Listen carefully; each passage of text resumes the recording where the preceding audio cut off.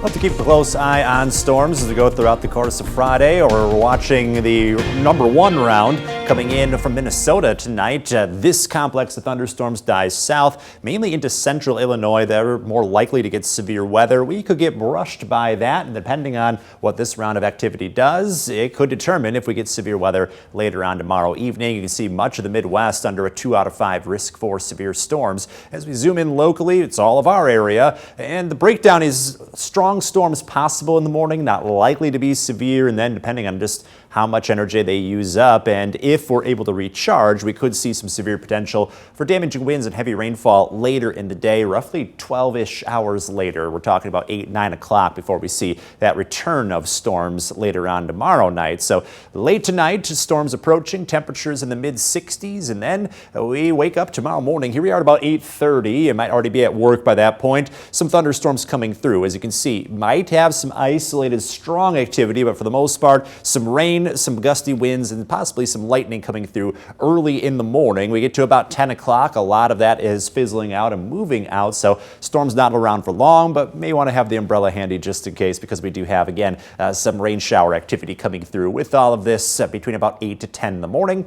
And then dry weather expected after that. And now, after that morning round of storms, again, if we clear out enough, if we have enough sunshine in the afternoon, we get enough heat built up, that could set the stage for severe weather, mainly for damaging winds and heavy rainfall. If we go into the tomorrow evening with plenty of recharging going on, it's kind of like, you're draining the cell phone battery, and now we'll have to see if it gets back booted up in time for you to use it. Here we are, future track at close to about 24 hours from now. Storms erupting again. You can see they're a little spotty and scattered and maybe somewhat intense in pockets. That's what we're watching out for closely as we go into tomorrow evening, tomorrow night. Should be done with all of that heading into Saturday, and we'll see quiet and dry conditions for the start of the weekend. So in between all of that, a partly cloudy afternoon, temperatures in the mid-80s, so definitely warm like we were today with some breezy southwest winds. We'll hold on to that kind of heat going into the start of the weekend.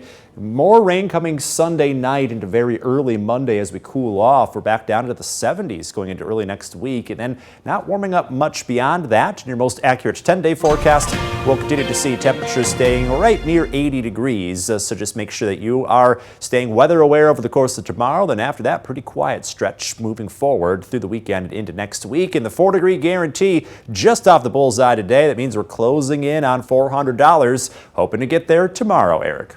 Hoping to see that streak continue until the next time I anchor, Alex. Thanks.